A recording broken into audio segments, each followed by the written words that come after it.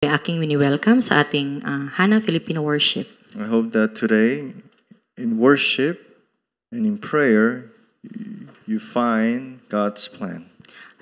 Nawa sa loob ng panalangin at pagsamba ay tunay nating makita ang plano ng Diyos. Today's title is Everything Has God's Plan. Ang pamagat ngayon ay sa lahat ng bagay ay may plano ang Diyos. We read 1 Samuel chapter 1, verse 9 to 11. At ating binasa ang nasa unang Samuel, 1:9 hanggang 11. Remember that the Old Testament is divided by the book of Moses, which is the Pentateuch. Ang sa ating lumang tipan ay nahahati sa 5 mga aklat. Ang una ay ang aklat ni Moses na tinatawag na Pentateuch. The Pentateuch, and that's 5 books, right? At ang Pentateuchong iyon ay 5 libro. And also the historical books. At merong mga aklat ng kasaysayan.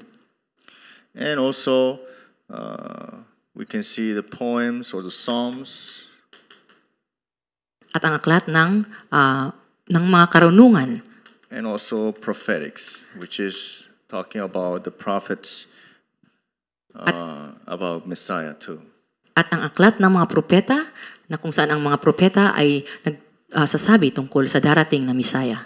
And the book of Samuel is in the historical books.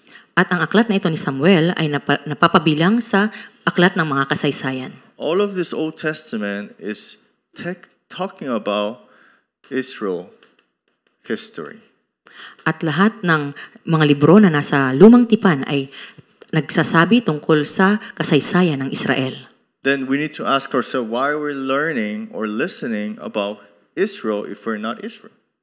At ngunit bakit, tanungin natin ating mga sarili, bakit tayo kailangang matuto tungkol sa kasaysayan ng Israel? It's because for us, Israel is not just a nation, it's representing God's people.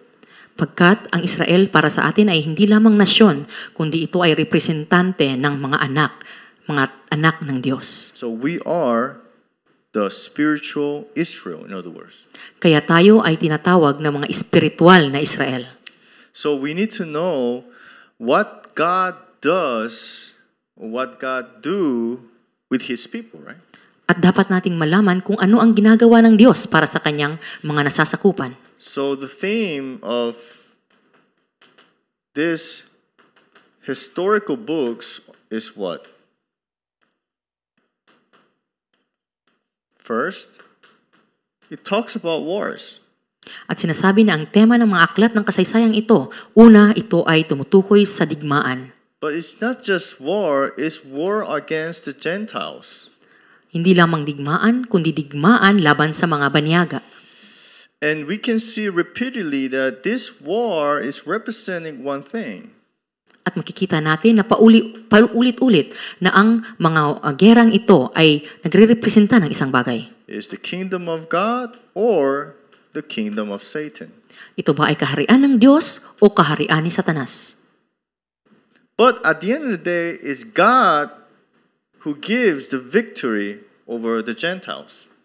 Ngunit kung titingnan natin sa panghuli, kung ang Diyos ba ang nagbigay ng katagumpayan sa labanan na iyon. That's why it's important that in our walk of faith, it's not about fighting or winning only. Kaya napakahalagang malaman natin na sa ating buhay ng pananampalataya, hindi lamang ito tungkol sa pakikipaglaban o sa pagtatagumpay. It is putting the true King who is Christ. Kundi ang tunay na ating italaga, ang tunay na hari na si Kristo. This is what God is showing His people every century in every age. At ito ang pinapakita ng Diyos sa bawat panahon noon. Remember, in the book of Samuel, we see the life of Samuel being used to raise King David.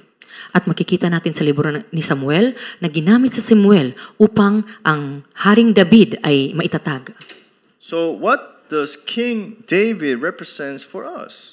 At ano ang nirerepresenta ni Haring David para sa atin? David did tremendous important things for God's work. Si David ay siyang gumawa ng napakalaking mga bagay patungkol sa pagkilos ng Diyos. But he is not Christ. Ngunit hindi siya si Kristo. That's the difference. Ito ang pagkakaiba. He's human like Jesus, but he is not God like Jesus. Siya ay isang tao katulad ni Jesus, ngunit hindi siya Diyos na katulad ni Jesus. Same as Solomon. Katulad ni Solomon. He was a great king. Siya din ay isang dakilang hari. God gave wisdom to him also. Binigyan siya ng karunungan ng Diyos. But he is not the Christ. Ngunit hindi din siya ang Kristo. Then why God raised these kings? Ngunit bakit itinatag ng Diyos ang mga haring ito? To let us know that we should not be trusting and having faith on human. Pagkat gustong ipaalam sa atin ng Diyos na dapat ang ating pananampalataya ay hindi nasa tao. No matter how tremendous and also important person were, you should not believe in men. Kahit gaano pa kadakila o kaimportante ang mga taong ito, hindi ka dapat magtiwala sa mga taong ito.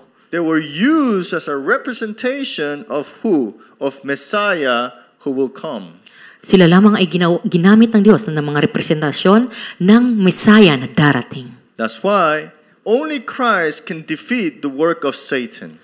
Kaya sinasabi na si Kristo lamang ang siyang may kapangyarihan upang tapusin ang kapangyarihan ni Satanas. If we truly know this reality, you will know that Christ must be the king of my life. Kung alam natin ang katotohanan ito, dapat mong tunay na malaman na si Kristo lamang ang maging hari ng iyong buhay. And also must be the king of my family too. Siya lamang ang dapat maging ang hari ng iyong pamilya. Also in my job. At sa aking trabaho. On my kids too. At sa aking mga anak. Because we cannot be kings. Pagkat hindi tayo pwedeng maging mga hari. Because we will fail. Pagkat tayo ay walang ibang mangyayari kundi tayo ay babagsak. But even though these tremendous important people fail, who raised them up again? Ngunit kahit ang mga taong magagaling na taong ito ay bumagsak, sila pa rin ay itinayo. Christ. At makikita natin, ito ay si Kristo. You hold on to the conclusion, you don't hold on to the introduction. Kaya ang pinangahawakan natin ay ang konklusyon, hindi ang panimula.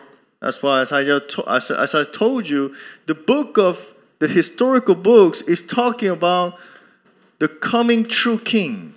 At sa kagaya ng sinasabi ko, na ang libro ng mga kasaysayang ito ay nagsasabi tungkol sa darating na tunay na hari. I want you to have this from today and during all the Sundays, who is the true king?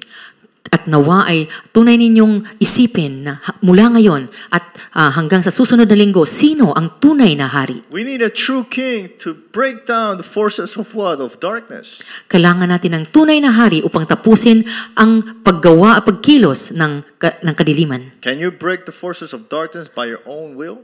Kaya mo bang wasakin ang kapangyarihan ng kadiliman sa pamamagitan ng kagustuhan mo lamang? Friday, our team went to a place and proclaim the gospel. Noong Biyernes, ang aming team ay pumunta sa isang lugar upang ideklara ang gospel. When you enter, how was the environment? Nung pumasok kami, ano ang kalagayan ng lugar na iyon? It's like, who are you in the beginning? Nung makita mo ang mga taong na aming nakatagpo doon, nakita namin na parang sila ay nagtatanong, sino ang mga taong ito? What was the first thing you felt? Fear, right? At na ramdaman namin yung takot pagpasok doon. What should I do? Ano ang dapat kong gawin? But you proclaim the gospel. Ngunit ang gospel ay naiproklama. And you saw them how God changed the heart of the man. At nakita namin kung paano binago ng Diyos ang puso ng bawat tao na nanoroon. What power is that? Anong kapangyarihan iyon? King. Ang kapangyarihan ng hari. The forces of darkness can never be broken down by your words. Ang kapangyarihan ng kadiliman ay hindi kayang talunin ng iyong salita. That's why when true king is proclaimed and Christ is proclaimed, true peace comes. Kaya kung ang tunay na hari ay maiproklama at ang tunay na Kristo ay maiproklama, ang tunay na kapayapaan ay darating. Because God reigns. Pagkat ang Diyos ang siyang naghahari. So, you understand that it was not your power, neither your good talking that changes the heart of that person. Kaya aming naintindihan na hindi sa pamamagitan ng aking kapangyarihan o sa pamamagitan ng aking matatas na pananalita na ang nagbago ang mga puso ng taong iyon. Never forget this. Dapat hindi natin ito makalimutan. You experienced it, right? Dahil ito ay inyong naranasan. But remember, Satan is still alive. Ngunit dapat mong maalala na si Satanas ay buhay pa. They're saved. At sila ay naligtas. But still, they don't have the nature. Ngunit wala pa silang kalagayan na sila ay tunay na mga ligtas na. The real fight starts now. Kaya ang tunay na pakikipaglaban ay nag-uumpisa ngayon. Sometimes, God does His miracle because we don't believe.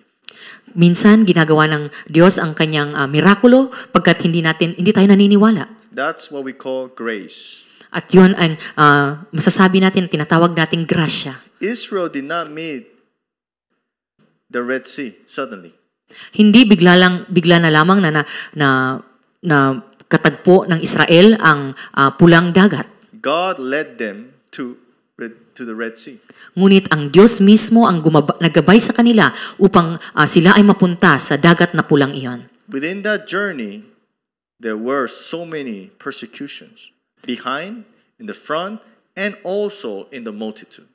At sa paglalakbay na iyon, napakaraming paghihirap at pagpapahirap ang naranasan nila na nasa likod, nasa harap, at kahit sa loob ng grupo nila. But when they crossed the Red Sea, that was not the end. It was the true start of the spiritual battle. Ngunit nung nakalangpas sila sa dagat na pulang iyon, hindi iyon ang katapusan, ngunit yun pa lamang ang simula ng tunay na laban. And what's the true battle now? At ano ang tunay na laban ngayon? With myself first. Ang tunay na laban ngayon ay sa aking sarili. It is easier to Satan to make new believer fall. Napakadali kay Satanas na ang bagong mananampalataya ay bumagsak agad. That's why Satan doesn't put his focus on the new people that believed. Kaya hindi binibigay ni Satanas ang kanyang konsentrasyon sa mga bagong mananampalataya. Satan will put all his focus on who? On the minister.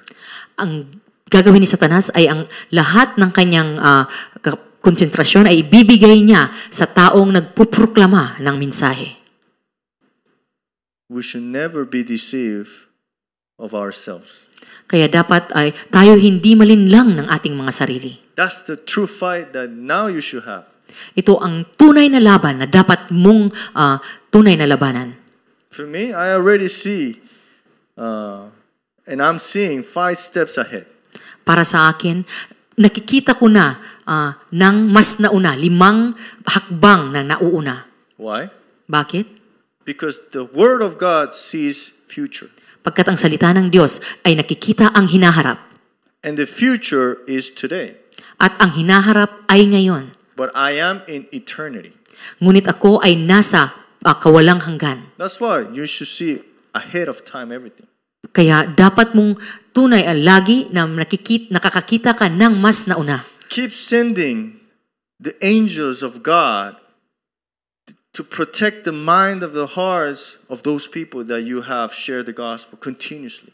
Sa panalangin, palagi mong ipadala ang mga anghel upang protektahan ang isip at ang puso, ang buhay ng mga taong nakatanggap ng gospel. And hold on you to the word continuously so you don't be deceived.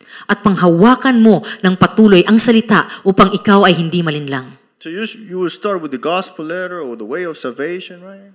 Mag-uumpisa ka ng ang liham ng gospel o ng daan tungo sa kaligtasan, di ba? Every letter that you share, you should be seeing ahead of time. At sa bawat liham na gusto mong maibahagi, dapat ikaw ay nakakakita ng mas nauna. From there, from the people that you meet, you need to find the disciple. At sa mga taong iyong nakatagpo, dapat mong makita ang disipulo. This is evangelist movement of Upper Room. At ito ang nangyaring evangelisasyon sa room ni Mark. You need to have the eye. Dapat magkaroon ka ng ganong mata. So I ask you, both of you, of course you will be serving together with Abraham, but I want to ask you this. Let that time be a time so you can have the eyes to see and find the sign. Kaya sa dalawang kasama ko ngayon na magiging kasama ni Abraham upang gawin ang paggawa sa lugar na iyon, ay dapat pag-isipan ninyo kung paano ko mahahanap ang disipulo. Because this is the question. What is God's plan? Pagkat ito ang tanong, ano ang plano ng Diyos? Go and make disciples Sinabi ng Diyos na ikaw ay humayo at gawin silang mga disipulo of all nations. sa lahat ng mga nasyon. Baptize him in the name of the Father, the Holy Spirit, At bautismohan sila sa pangalan ng Ama, ng Anak, at ng Banal na Espiritu. and I'll be with you. At ako ay makakasama ninyo. God's plan. Ito ang plano ng Diyos. If you know this, everything has God's plan. At kung alam mo ito, ang lahat-lahat, makikita mo ang plano ng Diyos. How can you know if this person is disciple? Paano mo malalaman na kung ang taong ito ay isang disipulo? Think about who are you then? Tingnan mo kung sino ka You're a doon. disciple, right? Kung titingnan mo kung sino ka, ikaw ay isang disipulo, di ba? What the disciple desire most? Ano ang kagustuhan, ang tunay na kagustuhan ng isang disipulo? To be in the Word. Ang maging o magpatuloy sa salita. Disciple knows the power of prayer.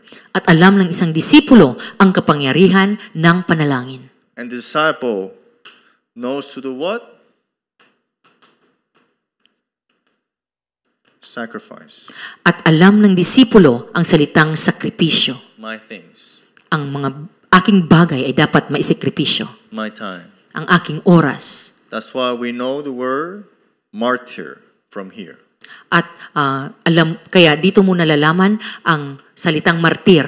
In other words, you give your life for this gospel, not for that person. Ibig sabihin na ibinigay mo ang iyong buhay para sa gospel na ito, hindi para sa taong iyon. And the people listening to you will understand, this person did not just came here to help me.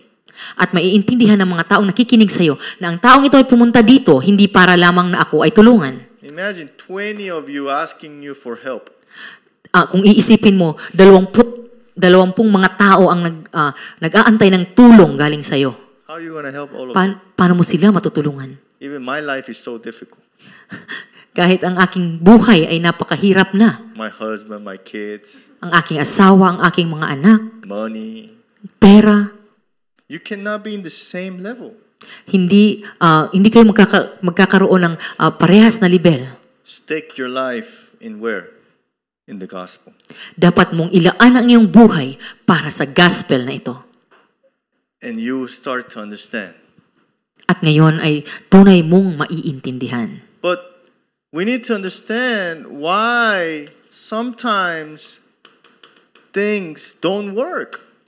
Ngunit dapat nating maintindihan kung bakit may mga pagkakataon na ang mga bagay ay hindi nangyayari. It happens, right? Ito ay nangyayari, di ba? We go to pray, we go to church, we devote it, but sometimes things don't work, right? Tayo ay pumupunta ng simbahan, tayo ay nananalangin, binibigay natin ang ating oras at buhay, ngunit ang mga bagay-bagay ay hindi nangyayari. Sometimes it feels like it goes worse. At kung makikita mo pa, mas malala ang nangyayari. I'm holding on to the word, but my situation is getting worse. Hinahawakan ko ang salita, ngunit ang aking sitwasyon ngayon ay mas malala. Whose problem is this then? Kaninong problema ito ngayon? Whose problem is it? Kaninong problema Is it ito? only my fault? Ito ba ay aking pagkakamali? Or is that person's fault? Ito ba ay ang pagkakamali ng taong ito? Or is God doing it? Kung ito ba ay ginagawa ng Diyos? We need to understand that we also make mistakes, right? Dapat nating maintindihan na tayo din ay nagkakamali. If you understand that you have made mistakes, then quickly you need to renew for one reason, to find God's plan. Kung naiintindihan mo na ikaw ay nagkakamali, dapat mong gawin ay manumbalik upang makita mo ang plano ng But Diyos. sometimes we put the focus of renewal to solve the problem. Ngunit ang ang ating konsentrasyon ay nakalaan sa pagbabago upang magkaroon ng solusyon ang problema. Look at what Hannah prayed for. Ngunit kung titingnan natin kung ano ang naging laman ng panalangin ni Hannah, I want a son. I want a kid. sabi niya, gusto ko magkaroon ng anak. But no kid. Ngunit walang anak. But look at verse 6. We didn't read it, but verse 6, what it says in 1 Samuel chapter 1. Ngunit kung titingnan natin ang sa unang Samuel, 1:6, It says, and her rival used to provoke her grievously, to irritate her, because the Lord had closed her womb. sinasabi na si Ana ay palaging kinukutya ni Penina dahil hindi niloob ng Diyos na magkaroon siya ng anak. I take this, I'm not a woman, right? Hindi ako babae, di ba? He doesn't need to close my womb. Hindi ibig sabihin na hindi kayang saraduhan ng Diyos ang aking sinapupunan. But this message is not just for Hannah, it's for me too, right? Ngunit ang mensaheng ito ay hindi lamang para kay Hana, ito din ay para sa akin. What is God telling me? Ano ang gustong sabihin ng Diyos sa akin? The reason why this or that is not happening is because I was not able to see the problem of the age. Ang rason kung bakit hindi ito nangyayari dahil hindi ko makita ang problema ng panahon. Today, Riza gave forum, right? Ngayong araw ay nagbigay ng forum si Riza. You confess one thing. At nagkumpisal siya ng isang bagay. So many things happen during the journey, but you heard the word of masterpiece for Philippines. Maraming bagay ang mga nangyari na, ngunit ang salitang ito ang kanyang narinig, ang masterpiece para sa Pilipinas. Maybe you forgot, but God was always listening. Siguro ito ay na yung nakalimutan, ngunit ang Diyos ay laging nakikinig. But the more we understand and we see our field, and see that the problem of the field is the problem of the spiritual problem, then answer starts to take place.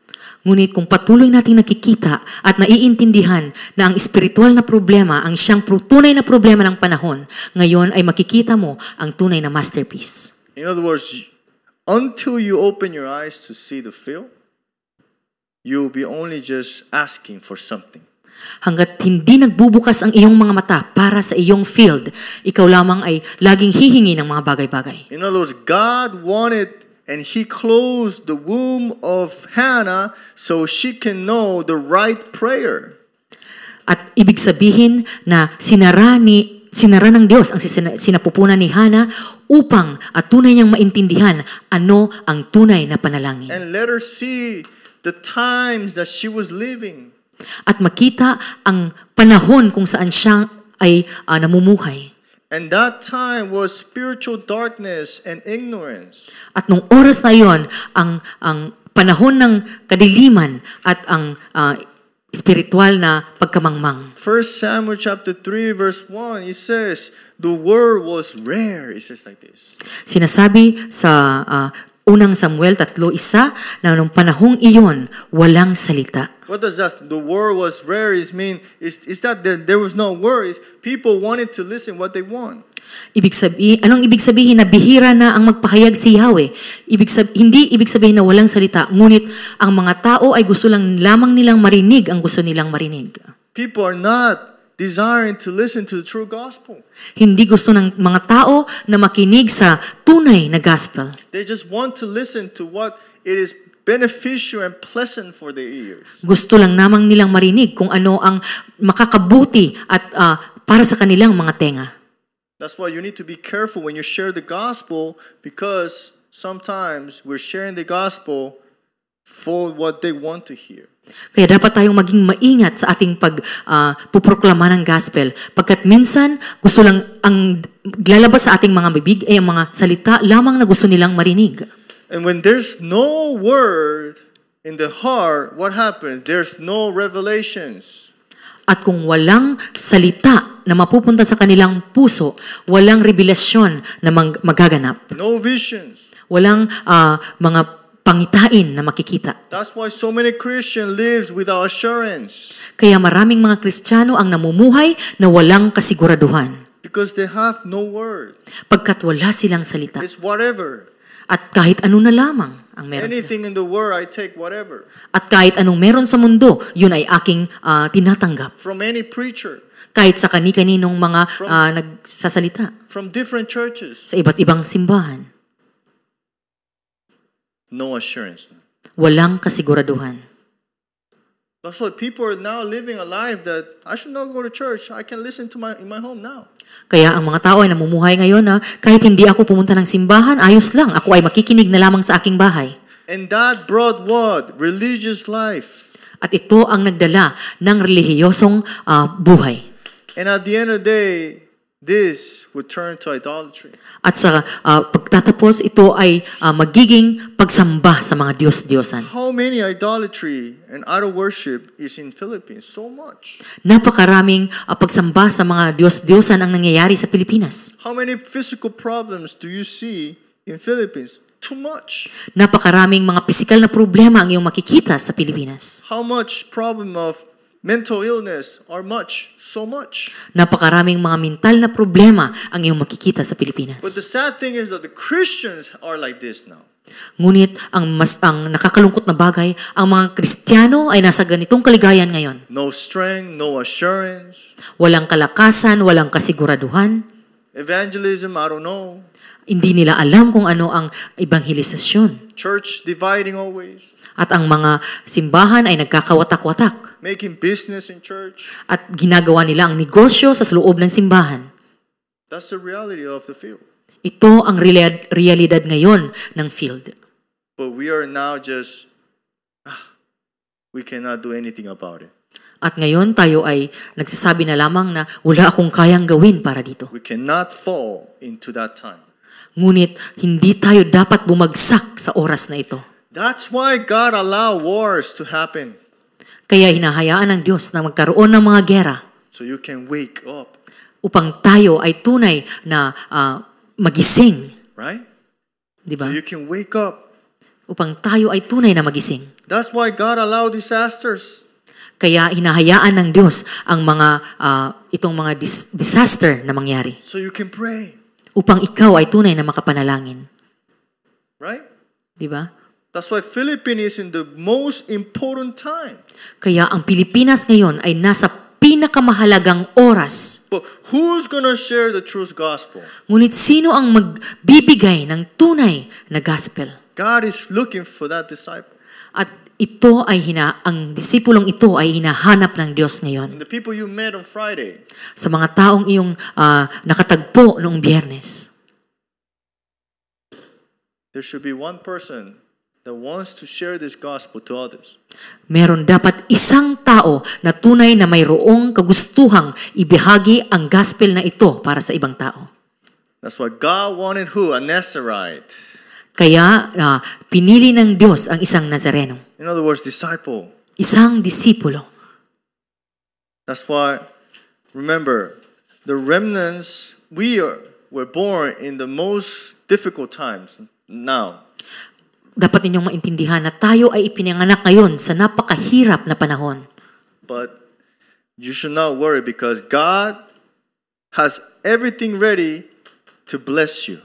Ngunit hindi dapat tayong mangamba pagkat inihanda na ng Diyos ang lahat. And also answer you. At ang sagot para sa atin. And I ask you today, are you ready to receive it then?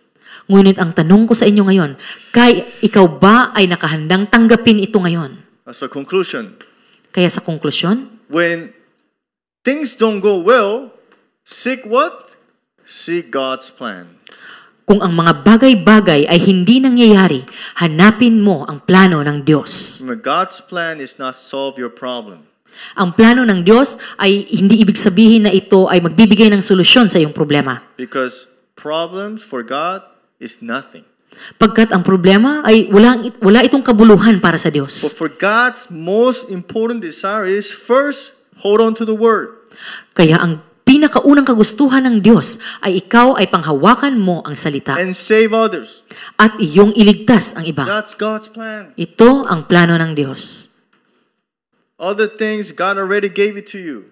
At ang lahat ng mga bagay, ito ay binigay na ng Diyos He sa will iyo. add it to you. It says like that. Sinasabi sa salita na ito ay kanyang idadagdag sa iyo.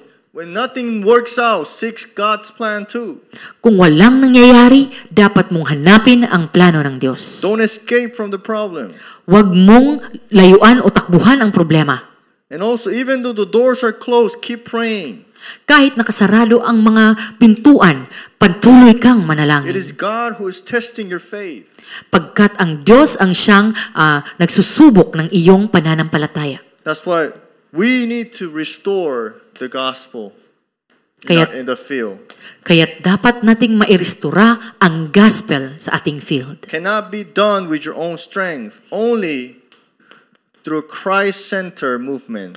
Hindi ito kayang gawin ng iyong lakas. Ito ay kayang mangyari sa pamamagitan ng paggawa na nakasentro sa gospel. Every week you have God's time allowed in your life now. Sa bawat linggo, meron ka dapat oras na iyong inilaan na iyong para sa Diyos. Make a commitment with God first. Dapat kang magkaroon ng commitment sa harap ng Diyos. Don't ask or don't think or don't hope anything from there. At huwag kang magkagusto ng kahit ano paman sa loob niyon. You'll be disappointed very quickly. Pagkat ikaw ay malulungkot kung yun ang gagawin mo. What do you need to do? Ano ang dapat mong gawin? See the age, see the time of now. Dapat mong makita ang ngayon And God will open your eyes to see disciple. upang ang iyong mga mata ay magbukas upang makita mo ang mga disipulo. And He will give you grace so you can only proclaim Christ. At bibigyan ng Diyos ng grasya upang wala kang ibang magawa kundi iproklama si Kristo. Never explain the gospel. Huwag mong i-explain kung ano ang gospel. Never. Huwag mong gawin iyon. Pray more than preparing the word. Dapat kang mas manalangin kaysa sa paghandaan mo ang salita. That's what changes the spirit and the heart of any person. Pagkat iyon ang tanging paraan upang ang puso at ang espiritu ng tao ay mabago. And lastly, At sa panghuli, you receive answers here and in Philippines also. Simultaneously, answers will raise. ang iyong natatanggap na sagot ngayon ay siya ring nagaganap ng mga sagot sa lupa ng Pilipinas. Remember, answers not only comes as a beautiful present. Ang mga sagot ay hindi lamang parang napakagandang mga regalo. Sometimes it can come like a knife. Minsan ito ay dumadating na parang isang kutsilyo. It can come as a problem. Ito ay dumadating na parang isang problema. But that's an answer. Ngunit ito ay sagot. Are you going to be deceived there? Or is you going to take it and change it to Christ-centered movement? Ikaw ba ay malilinlang dito o kaya mo itong mabago bilang paggawa na nakasentro kay Kristo? That's why I always ask myself, are you ready to receive God's real, true answer? Kaya laging tinatanong ang aking sarili, ako ba ay nakahanda upang tanggapin ang tunay na sagot ng Diyos? That's why your spiritual state is very important. Kaya ang iyong espiritual na kalagayan ay napaka-importante. Every day, you need to concentrate. Kaya araw-araw, tunay kang dapat magkaroon ng konsentrasyon. 30 seconds, 1 minute, 5 minutes, doesn't matter. Kahit isang minuto, isang segundo, 30 segundo, isang minuto, hindi ito hindi ito mahalaga. And you'll be the happiest person in this world. Pagkat sa pamamagitan nun, ikaw ay ang magiging pinakamaligayang tao sa mundong ito. I bless you in the name of Jesus Christ that everything that you're going through, seek God's plan. Kayo ay pinagpapala ko sa pangalan ni Jesus na sa lahat ang iyong mahanap ay ang plano ng Diyos. Let's pray. Tayo ay manalangin. God, thank you very much for all these precious people who are worshiping in your name. Maraming salamat, Panginoon, sa lahat ng mga taong ito na tunay na sumasamba sa iyong pangalan. Give them the word that has grace upon all the things so they can become disciples of yours. Sila po ay pagpalain mo ng grasya na may grasya sa lahat ng bagay upang sila ay tumayo bilang iyong mga disipulo. Also, God, we pray for all the fields the disciples are scattered, listening to the word. May they be strengthened only in the word of Christ. At sa mga disipulo na nakakalat sa iba't ibang lugar, sila po ay tunay mong palakasin sa pamamagitan ng iyong salita. Answer to our prayers so we can be evangelists that see your work every day. At aming matanggap ang mga sagot sa aming panalangin upang tunay na kami ay ang maging mga manggagawa na nakadepende sa iyong paggawa. By the grace of our Lord Jesus Christ, who is the solution for all problems, by the unending love of our Father God, by the indwelling, the working, and the guiding of the Holy Spirit, be upon all of our Filipinos that are here worshiping you and also listening online, even though by themselves or family. Let them hold on only to the true King who gives us peace in everything, seeking your plan and knowing that everything has plans for your grace and for your salvations of soul. Be upon them now and forever and ever. Amen. Thank you very much. Thank you, Pastor. Someone is clapping.